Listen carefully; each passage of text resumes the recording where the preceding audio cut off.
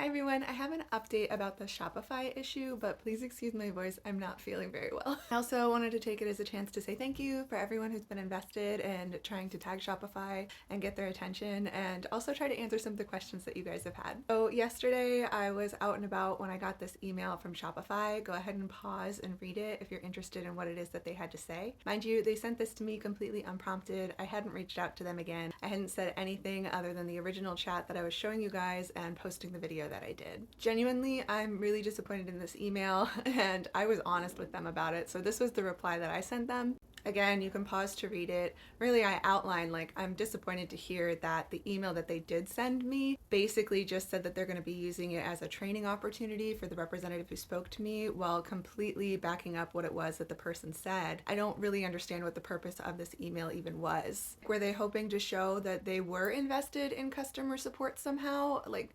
I don't get it. What do you guys think this email was even about? So big things that were coming from a lot of you guys. Number one, you were looking for ways to be able to be supportive. Honestly, not buying things off of Shopify is not the way to go, even though I really, really appreciate the sentiment. All you're gonna do at that point is hurt small businesses. The best things that you can do if you do wanna help is continue to tag them to try to get their attention, spread the word, and ask them to do better. For merchants, a big thing you can do is start researching some other platforms. That's kind of what I'm in the market for doing right now myself. Considering Shopify seemed to have taken this change from what I'm hearing over the last year or so, where they've really been focusing so much more on drop shippers as opposed to small businesses like they keep advertising. They're putting all of this money into advertisements about how supportive they are for merchants and how there they are for us, for our small businesses. But we're clearly seeing in a situation that is cut and dry, they aren't doing that at all unless we're willing to pay over $2,000 a month, which is not feasible for most small businesses just to have software services and customer support. The screenshot, I just noticed something else that really irks me. It looks like they don't even have phone support for small businesses. Even if you're paying the $2,300 a month, that is designed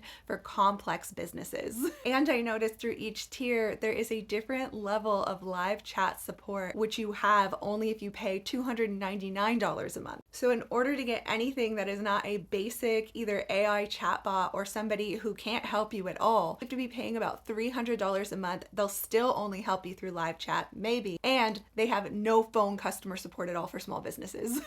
What is this? I also completely messed up my taxes this year, which is leaving me owing over $3,000, but that's a totally different story. Another big question that a lot of you had was, why am I not taking this person to small claims court? Actually ties into the other question that you guys have. Why am I not sharing this person's name so that you all can find her and see if maybe she had pictures of her wearing the dress, or, say shame on her, that kind of deal? To answer both of those questions, honestly, it's just not worth it to me. I don't want somebody who made a really stupid decision over $500 and came out with a ruined dress to have hundreds of thousands of people going after her. Just like I don't want to take her to small claims court, because that's going to just take so much of my time and effort and money, and I'd really rather take that energy and put it into other things, maybe restoring that dress, and I can recoup the costs in other ways. Followers have already been amazing, sending me little amounts of money on Venmo, which has been so sweet, so I'm not necessarily worried about it. Really, what my intent was with all of this was to spread the word that this is what's happening with Shopify, to be able to show a very clear example so that other small businesses can be in the know when they're making their decisions moving forward. It really doesn't matter either if we found a picture of her physically wearing the dress on her social media or anything like that, because I already have a really solid paper trail that she knowingly purchased something, knowing it wasn't going to fit her,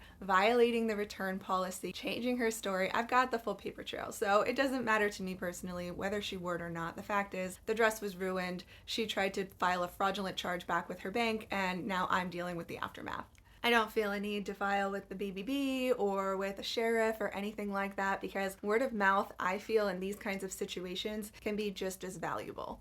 And as I'm seeing with a lot of you guys are turning away from Shopify. A lot of small business owners are moving to other platforms now because of this, or people who are genuinely invested are deciding to stop the process halfway through and starting with Shopify and turn to other platforms. Speaking of which, I'm clearly doing my research as well to see if there are any other merchant style platforms I'd want to start with, but just keep in mind when giving your suggestions, I've done Etsy and eBay and sites like that, and I've had some pretty similar issues, not with chargebacks so much, but a lot of shipping issues and a lot of miscellaneous fees that were really just skyrocketing the prices of everything that I had. So I'm researching out there. If you guys know of anything and would like to make some suggestions, please let me know. It might come down to me just like creating my own website, honestly, as much as that might cost me out of pocket up front or a lot of investment in me researching and learning myself, it might be my best bet. Last question that I got a lot, actually last 2 questions I got a lot, were about my glasses and my hair.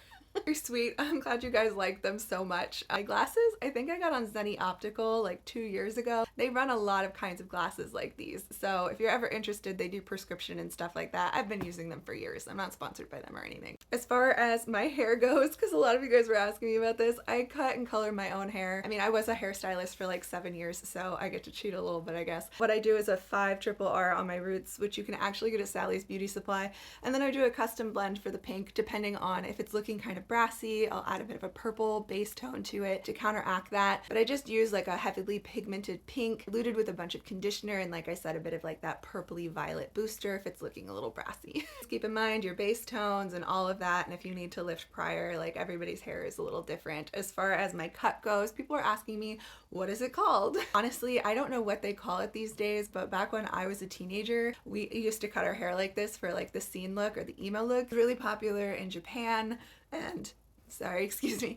It was really popular in Japan, and at the time they called it like a mullet, because when you think about it, the layers are all really short on top, and then you've got the disconnected length on the bottom. I like to blend in the side a little bit here, like my words escape me. Like I said, I'm not feeling very well. Face framing, I like to blend that in a little bit with the length so that it's not too disconnected, but that's all it is. I cut it myself. Maybe one day, if you guys really want me to, I'll make a video tutorial on how to cut it. I hope that answers a lot of your guys' questions. Really, I hope you guys keep this momentum going, because Shopify really needs to take a vested interest in making some changes here. Either not offering the chargeback process through their website at all and encouraging you to go directly through the bank, or making it to where they have some form of customer support that's available on the phone that isn't tied to a specific subscription tier. I pay about $50 a month when subscribing to Shopify right now as it stands. I shouldn't be expected to pay upwards of $2,300 just to have standard customer support. Their advertisements and their website all tote